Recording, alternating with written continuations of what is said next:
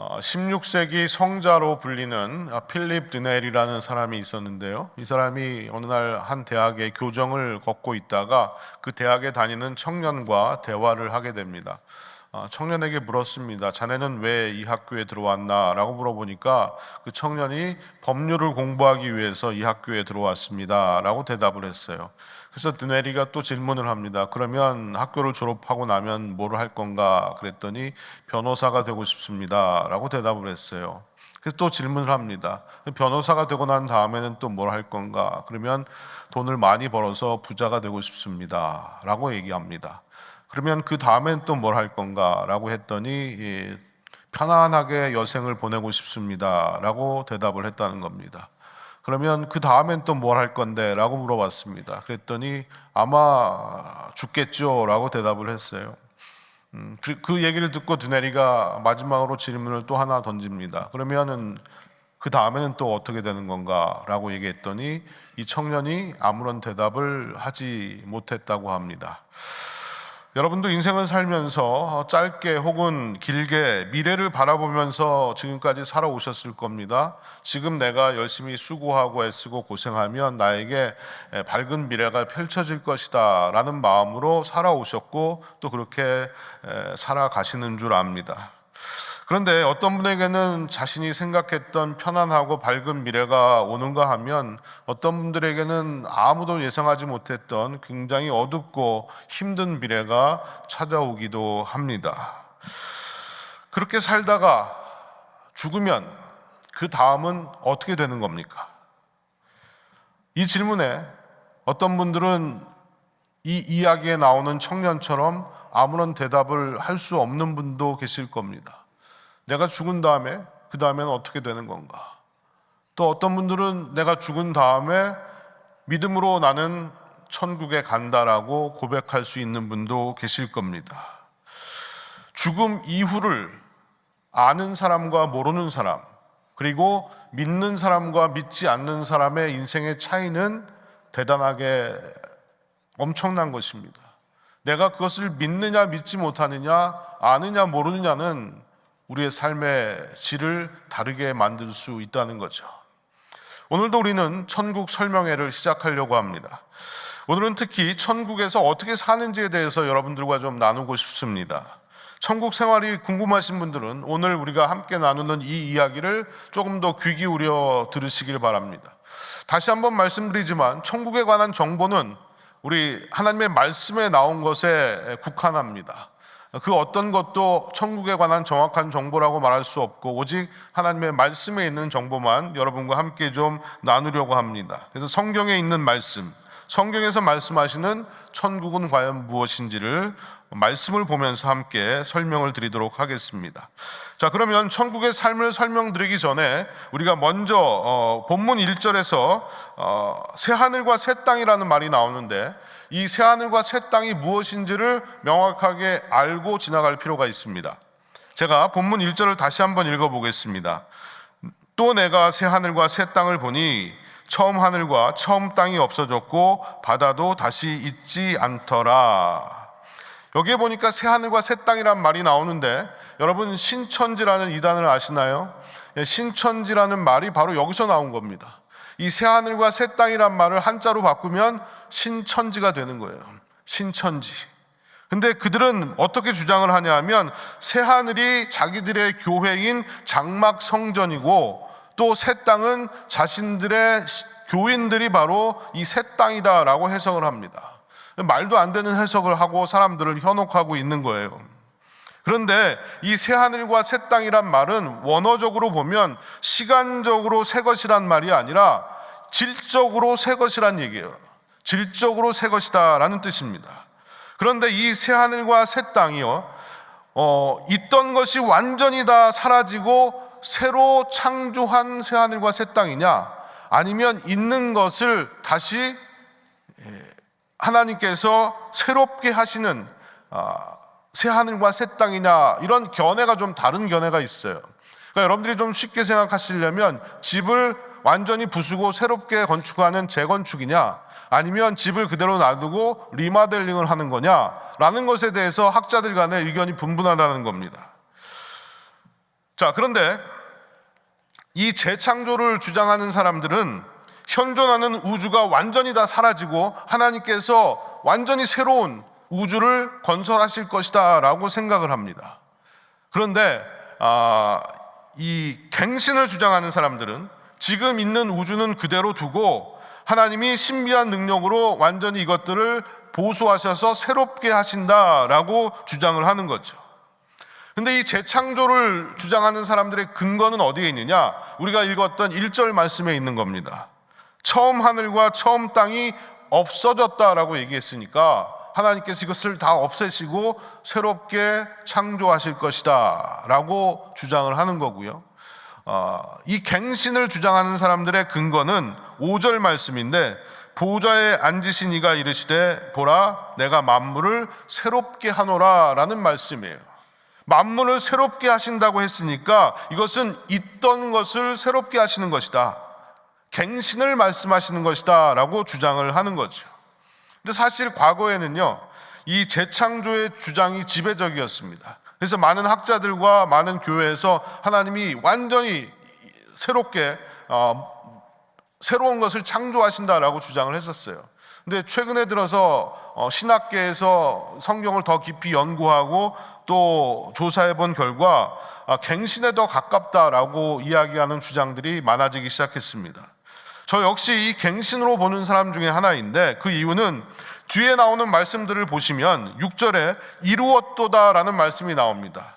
근데 이 이루었다라는 말은 그동안 진행되어 왔던 일을 완성했다라는 그런 뜻인 거거든요. 그래서 이것이 하나님께서 갱신하신다라는 뜻이 될 수가 있는 거죠. 그다음에 7절에 보면 이기는 자는 상속을 받는다고 그랬는데, 상속 역시도 있는 것을 받는 것이기 때문에 하나님께서 있는 것을 새롭게 하신다라고 보는 겁니다. 하지만 이보다 더 중요한 것이 있는데, 1절은 요한이 본 것이고 5절 말씀은 하나님께서 말씀하신 것이에요. 이 차이가 있다는 겁니다. 그래서 하나님이 말씀하신 것이 인간이 본 것보다 더 확실하다는 거죠. 그리고 가장 중요한 것은 성경의 역사는 약속의 성취라는 겁니다. 결국 구원의 역사인 거예요. 하나님께서 창조하신 세상이 죄로 인해서 더럽혀지게 됩니다. 모든 피조물들이 탄식하면서 회복의 날을 기다리게 돼요. 그때 하나님께서 구원을 계획하시고 당신의 아들 예수 그리스도를 이 땅에 보내셨습니다. 그리고 십자가에 달려 죽게 하셨어요. 그래서 구원의 길을 여신 겁니다. 그리고 하나님께서 여신 그 구원의 약속과 구원의 길을 완성하신다라고 봐야 된다는 거죠. 그래야 구원이 되는 겁니다. 만약에 하나님께서 그렇게 하지 않으시려고 했다면 인간이 범죄했을 때 인간과 모든 우주 만물을 다 쓸어버리시고 새로운 세계를 만드셨을 겁니다. 그렇지만 하나님은 그렇게 하지 아니하시고 지금 있는 것들을 그대로 두시고 지금까지 끌고 오시면서 인류의 구원을 계획하셨고 그것을 마지막 때에 완전히 이루신다라고 봐야 되는 거죠. 여러분, 구원을 시작하신 분이 끝까지 구원을 이루실 줄로 믿습니다. 이런 믿음의 고백 가운데 우리는 이 말씀을 함께 보기를 원합니다. 그렇다면 새하늘과 새 땅, 천국의 삶은 어떤 것일까요? 첫 번째로 그 천국의 삶은 하나님과 함께하는 삶이라는 겁니다. 먼저 1절을 제가 다시 보겠습니다. 또 내가 새하늘과 새 땅을 보니 처음 하늘과 처음 땅이 없어졌고 바다도 다시 있지 않더라. 자, 그럼 여기서 새 하늘과 새 땅은 알겠는데 바다가 다시 있지 않다라는 말은 또 무슨 말이냐? 그러면 천국에 가면 바다가 없다는 얘기냐? 그러면 내가 좋아하는 생선은 어떡하냐? 아니면 나는 크루즈 여행도 못 가는 거냐? 뭐 이렇게 생각하실 수 있는데 요한계시록에 보면요 13장 1절에 이 바다에 대해서 이런 표현을 합니다. 내가 보니 바다에서 한 짐승이 나오는데 뿔이 10이요 머리가 7이라. 그 뿔에는 10 왕관이 있고 그 머리들에는 신성모독하는 이름들이 있더라 라고 되어 있어요. 이건 무슨 말이냐면 초대교회 성도들이나 고대인들은 바다는 굉장히 두렵고 무서운 곳이라고 생각을 했습니다. 왜냐하면 바다에는 이 괴물들이 있다고 생각했어요. 그게 성경에 나오는 리워야단이라는 그런 괴물, 용이라고도 하고 악어라고도 하는데, 바다에는 그런 괴물들이 있어서 사람들을 잡아먹고 사람들을 괴롭힌다라고 생각을 했다는 거죠. 그래서 괴물 같은 것들이 올라와서 재앙과 파멸을 일으키는 그 시작점이 어디냐? 바로 바다였다는 겁니다. 그런데 이러한 존재를 있게 한 바다가 사라지는 거예요. 바다가 없어진다는 얘기는 결국 악이 존재하지 않는다라는 뜻입니다. 천국에는 악이 존재하지 않는다라는 말씀인 거예요. 2절로 넘어가 보면, 또 내가 보매 거룩한 성 새 예루살렘이 하나님께로부터 하늘에서 내려오니 그 준비한 것이 신부가 남편을 위하여 단장한 것 같더라. 구약에서 이 예루살렘은요, 하나님의 백성들이 거하는 곳이고 또 성전이 있는 곳이었습니다. 그런데 그 예루살렘이 새롭게 하늘에서 내려오는데 신부가 남편을 위해서 단장을 한 것처럼 아름답다라고 얘기합니다. 결국 이 새 예루살렘이란 말은 천국을 상징하는 말인 거죠. 그런데 여러분, 천국이 천국인 것은요, 화려하고 호화롭기 때문에 그런 것이 아닙니다. 천국이 천국인 것은 거룩한 곳이기 때문에 그렇다는 거예요. 천국이 거룩한 것은 왜 거룩한 겁니까? 하나님이 계시기 때문에 거룩한 겁니다. 3절을 보시면, 내가 들으니 보좌에서 큰 음성이 나서 이르되 보라, 하나님의 장막이 사람들과 함께 있음에 하나님이 그들과 함께 계시리니 그들은 하나님의 백성이 되고 하나님은 친히 그들과 함께 계셔서라고 되어 있어요. 이 한 절 말씀에 함께라는 말이 3번이나 등장합니다. 여러분, 천국에 왜 가시려고 하는 겁니까? 천국에 왜 가시려고 그러는 거예요? 천국에 가면 금은보화로 뭐 길을 만들고 뭐 화려하고 아름답고 영원히 죽지 않고 이 땅에서 경험해 보지 못한 너무나도 놀라운 일들을 경험하면서 살아갈 수 있기 때문에 천국에 가시고 싶은 겁니까? 그게 아니라는 거예요. 우리가 천국에 가야 되는 이유는 하나님이 함께 하시기 때문이라는 겁니다. 하나님이 천국에 계시기 때문에 그렇다는 거예요.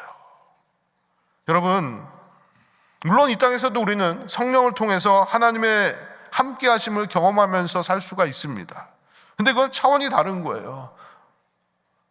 천국에서의 하나님 경험하는 것과 이 땅에서 하나님 경험하는 것은 차원이 다르다는 거예요. 여러분, 인터넷을 하시면서 전파 방해가 오거나 뭐 이게 제대로 안 되면 자꾸 버퍼링이 일어나잖아요.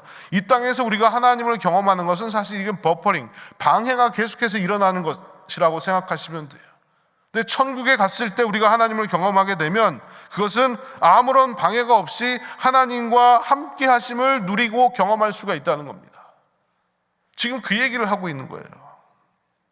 바울이 이런 말을 합니다. 고린도전서 13장 12절에 가보면, 우리가 지금은 거울로 보는 것 같이 희미하나 그때에는 얼굴과 얼굴을 대하여 볼 것이요 지금은 내가 부분적으로 아나 그때에는 주께서 나를 아신 것 같이 내가 온전히 알리라 라고 이야기합니다. 지금은 희미할 수밖에 없습니다. 하지만 천국이 임하면 그때는 확실히 보고 확실히 알게 된다는 거예요. 새하늘과 새 땅에서는 우리가 믿음으로 보던 것을 두 눈으로 똑똑히 보게 된다는 겁니다. 그렇습니다. 우리가 천국을 사모하는 이유는 하나님을 사모하기 때문에 그런 거예요. 하나님과의 만남을 사모하기 때문에 우리는 천국을 사모하는 것이다. 여러분, 찬송가에 이런 가사를 기억하시나요? 구주를 생각만 해도 내 이렇게 좋거든 주 얼굴 배울 때야 얼마나 좋으랴. 제가 어느 날 이 찬송을 부르는데요, 제 마음에 찔림과 부끄러움이 왔습니다. 나는 이 찬송의 가사처럼 예수님을 생각만 해도 이렇게 좋은가? 그리고 예수님의 만날 날을 기다리면서 그 얼굴을 직접 뵐 때는 얼마나 좋을까? 이런 마음으로 살고 있지 않은 거예요. 그냥 하루하루 분주한 삶에서 주님을 생각조차 하지 않고 살아가고 있는 내 모습, 조금이라도 더 오래 살고 싶고 이 땅에서 더 누리고 싶고 주님과의 만남을 기대하지도 않는 그런 저의 모습을 하나님이 이 찬송을 통해서 꾸짖고 계시는 것 같았어요. 여러분들은 어떠십니까? 천국에서 하나님을 만날 그날이 기다려지십니까? 그날을 좀 생각하면서 살고는 계십니까? 우리는 지금 나그네 인생을 살 뿐입니다. 우리에게는 돌아갈 집이 있어요. 그곳은 하나님이 나와 함께 하시는 집입니다. 하나님이 나와 함께 하시는 집. 천지를 창조하시고 만물을 다스리시고 모든 것 위에 뛰어나신 그 놀라운 하나님을 내가 곁에서 볼 수 있다는 거예요. 얼마나 영광스러운 일입니까, 여러분? 곁에서 나와 함께 하시면서 나를 지켜보시고 그분과 함께 살 수 있는 곳이 바로 천국이라는 사실을 여러분 잊지 마십시오. 그분과 함께 할 때 우리에게 온전한 기쁨이 오는 것이고 온전한 그분의 사랑을 누리면서 살아갈 수가 있는 거예요. 이런 기대를 여러분 하나도 하지 않고 이 땅을 살고 계시지는 않습니까? 제가 오래전에도 한번 말씀드린 것 같은데, 제가 버지니아에서 사역을 할 때 한 집사님의 아이가 어린아이였는데 학교에서 숙제를 받아왔어요. 숙제가 뭐냐면 대통령이 되면 뭘 하고 싶은가 그걸 적어오는 거예요. 근데 이 아이가 대통령이 되면 뭘 하고 싶은가는 고사하고 대통령이 뭔지도 모르는 거예요. 그래서 엄마한테 물어봤어요. 엄마, 대통령이 뭐야? 그랬더니 엄마가 미국에서 제일 높은 사람이야, 그렇게 얘기를 해줬답니다. 그랬더니 아이가 대통령이 되면 어디서 살아야 돼? 그랬더니 엄마가 화이트하우스에서 산다라고 대답을 해줬어요. 또 아이가 질문을 하는 거예요. 그러면 화이트하우스에서 엄마랑 같이 살아? 그랬더니 엄마는 거기 못 살아 라고 얘기했다는 거죠. 그랬더니 아이가 하는 말이 그럼 나 대통령 안 될래 라고 얘기했다는 거예요. 물론 누가 이 아이를 뭐 대통령 시켜주겠습니까? 자기가 하고 싶다고 하고 하기 싫다고 안 하는 건 아니지만, 저는 그 이야기를 들으면서 이 아이에게는 엄마랑 함께 사는 것이 제일 중요한 것이었구나. 중요한 것이구나. 나이가 들면 뭐 달라지겠지만 어릴 때 엄마에게 전폭적으로 의존하고 엄마하고 함께 하고 싶고 엄마를 떠나서는 살 수 없는 그 아이의 마음, 그 마음이 과연 하나님을 향한 나의 마음일까라는 생각을 해보았습니다. 여러분, 여러분의 하나님에 대한 여러분의 마음을 한번 생각해 보시길 바랍니다. 하나님과 함께 사는 것이 정말 소중하십니까? 정말 중요하다고 생각하세요? 어린아이가 엄마 없이는 살 수 없고 엄마와 함께 살고 싶은 마음밖에 없는 것처럼, 만약 우리가 하나님과 함께 하고 싶은 마음이 있다면 우리는 천국을 사모하는 마음으로 이 땅을 살아야 된다는 겁니다. 왜냐하면 천국에는 하나님이 계시고 우리와 함께 하시기 때문입니다.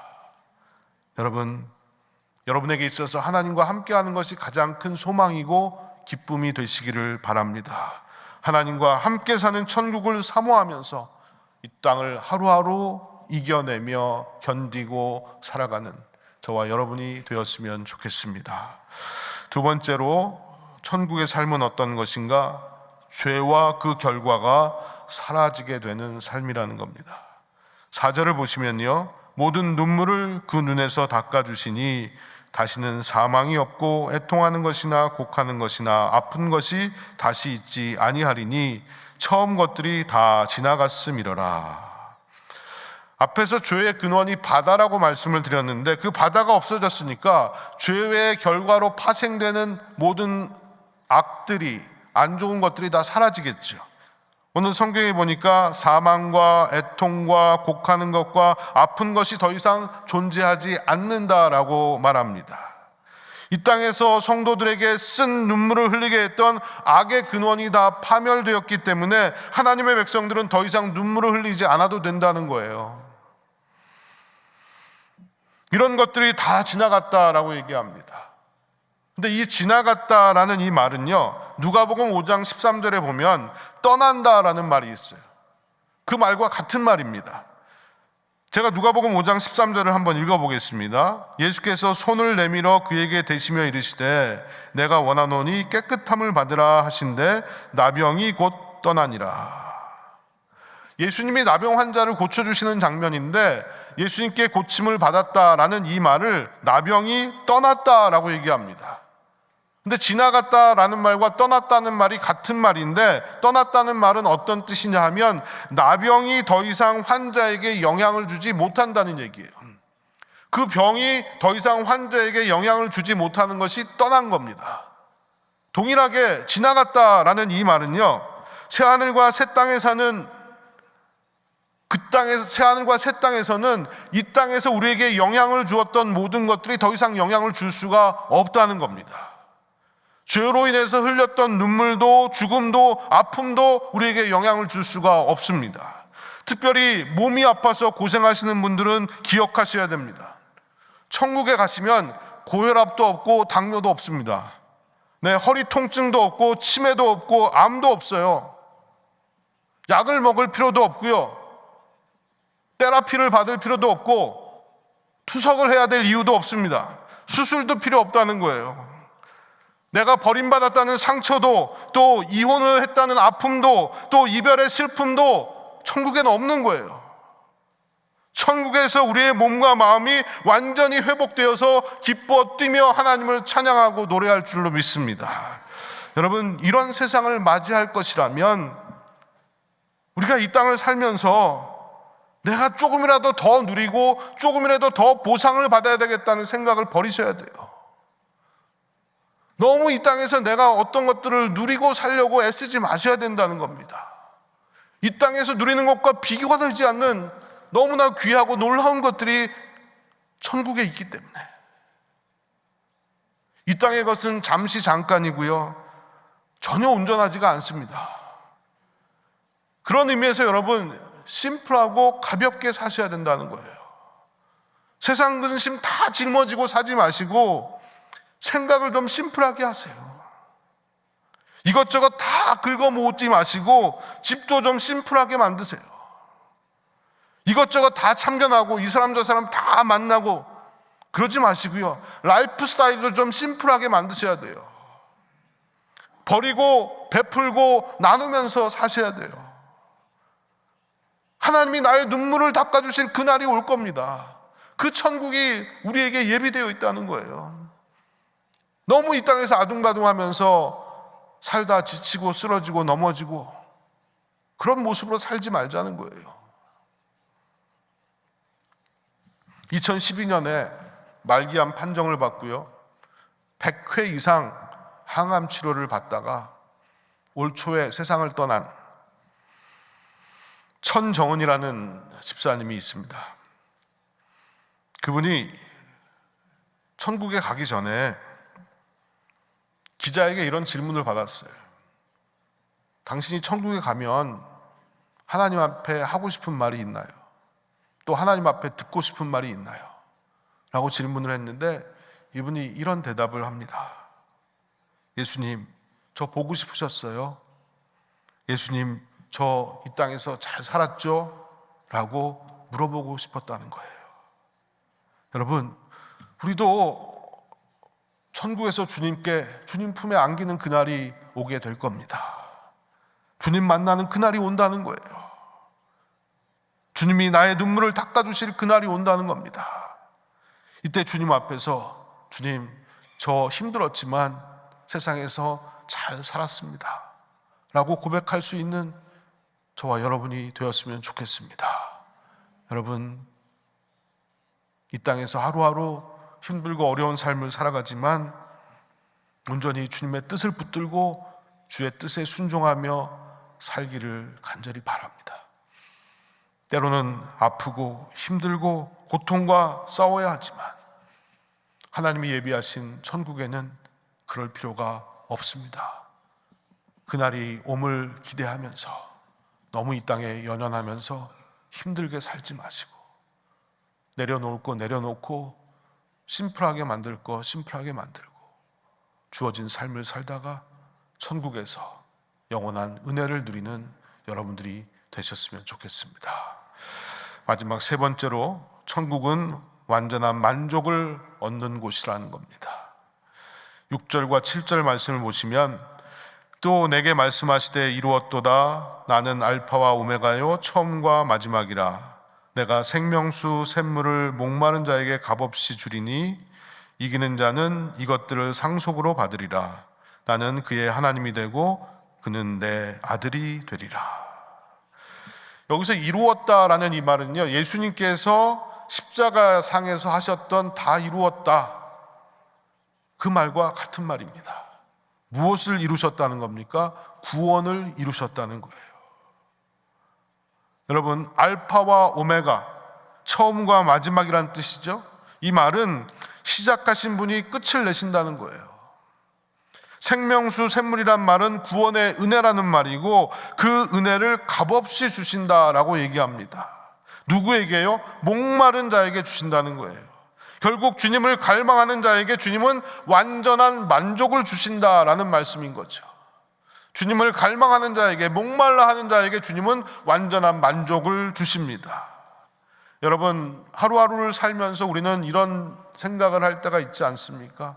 지친 하루, 피곤한 몸을 이끌고 집에 들어와서 침대에 누웠는데 여전히 머릿속으로는 계속해서 근심 걱정이 떠나질 않는 거예요. 내일 해야 될 일에 대한 중압감이 찾아오고, 지금 내 상황에 대해서 걱정이 오고, 미래에 대한 걱정이 오고, 내가 내일까지 집어내야 될 서류에 대한 생각들, 내가 해야 될 일에 대한 생각들, 가족들에 대한 생각들, 여러 가지 복잡한 생각들로 잠자리에 누웠는데도 잠이 오질 않는 겁니다. 여러분, 우리의 인생은 할 일들의 연속이에요. 해도 해도 끝이 없습니다. 끝나지가 않아요. 이런 허전한 마음을 채워보려고 어떤 분들은 먹고 마심으로 채워보려고 하지만 만족이 없어요. 밥 먹고 나면 또 커피 마셔야죠. 커피 마시고 나면 또 빵도 먹어야죠. 빵 먹고 나면 또 아이스크림도 먹어야 되고, 그러고 나면 또 밥 먹어야 돼요. 계속해서 채워 넣는데 이게 계속 허전함이 가시지가 않는 거예요. 또 어떤 분들은 열심히 운동으로 채워보려고 하고, 또 영화나 드라마나 쇼핑을 하고요, 이런 것들로 채워보려고 하지만 결코 오래가지 않습니다. 금방 실증이 나고 금방 다 사라지고 말더라는 거예요. 이렇듯 우리의 목마름은 이 땅에서 완전히 풀릴 수가 없는 목마름입니다. 오히려 이 목마름을 채우려고 하다 보니까 죄를 짓게 돼요. 불만과 좌절에 빠져서 인생을 망치기도 한다는 겁니다. 그런데 새하늘과 새 땅에서는 우리의 목마름이 완전히 해결된다라고 말씀하십니다. 마침내 완전한 만족을 찾는 겁니다. 어떻게 완전한 만족을 찾을 수가 있습니까? 완전하신 하나님이 나와 함께 하시기 때문에. 그래서 우리는 완전한 만족을 찾을 수가 있는 거예요. 하나님이 나의 하나님이 되시고 나는 하나님의 아들과 딸이 되는 그 관계 속에서 오는 만족이라는 겁니다. 우리가 이 땅에 살면서도요, 이 사실을 굳게 믿고 살아간다면 지금보다 훨씬 더 만족스러운 삶을 살 수 있습니다. 여러분들이 이 사실을 분명히 마음속에 새기고 사신다면요, 내가 불만족스러운 것들도 하나님께서 만족으로 채워주신다는 거예요. 쓸데없는 일에 돈 쓰는 일도 줄어들 겁니다. 여러분, 이것만 기억하시길 바랍니다. 하나님이 나의 하나님이시고 나는 그분의 자녀입니다. 이거면 충분합니다. 이 믿음으로 하루하루를 사셔야 된다는 거예요. 그런데 8절에 가면 이러한 만족을 얻지 못하고 상속받지 못하는 사람들의 이야기가 나옵니다. 8절을 제가 한번 읽어보겠습니다. 그러나 두려워하는 자들과 믿지 아니하는 자들과 흉악한 자들과 살인자들과 음행하는 자들과 점술가들과 우상 숭배자들과 거짓말하는 모든 자들은 불과 유황으로 타는 못에 던져지리니 이것이 둘째 사망이라. 이 말씀이 여기에 왜 기록이 되었을까요? 좀 무시무시한 말씀인데요, 왜 여기에 기록이 되었을까? 이 말씀이 여기에 기록된 이유는 심판받을 사람들의 영혼 구원을 우리에게 맡기시는 겁니다. 도전하시는 거예요. 너만 만족을 누리지 말고 죽어가는 영혼들에게도 하나님의 상속자가 되는 길을 알려주라는 거예요. 지난 수요일 날 저희 교회 성도님들이 마트하고 거리에 다니시면서 전도를 하셨어요. 근데 제가 전도를 하시는 모습들을 보니까 너무나 기쁘고 즐거워 하시는데, 성경에 나온 것처럼 복음 들고 산을 넘는 자들의 발길이 아름답다라고 말씀하셨는데, 정말 제가 보기에도 아름답게 보였어요. 어떤 분들은 전혀 전도할 것 같이 안 생기셨는데 전도를 되게 잘하시더라고요. 저도 깜짝 놀랐어요. 왜 우리가 나가서 복음을 전하는 겁니까? 한 영혼이라도 죽게 돌아오기를 간절히 바라는 마음이 있기 때문에. 저는 그렇게 믿어요. 하나님이 그 마음을 받으신다면 우리가 전한 그 한 사람 한 사람이 죽게 돌아올 것이라고. 그 마음이 그들에게 전달이 되고 하나님의 마음이 그들 가운데 역사해서 그 영혼이 주님께로 돌아오는 일들이 일어날 것이라고 믿습니다.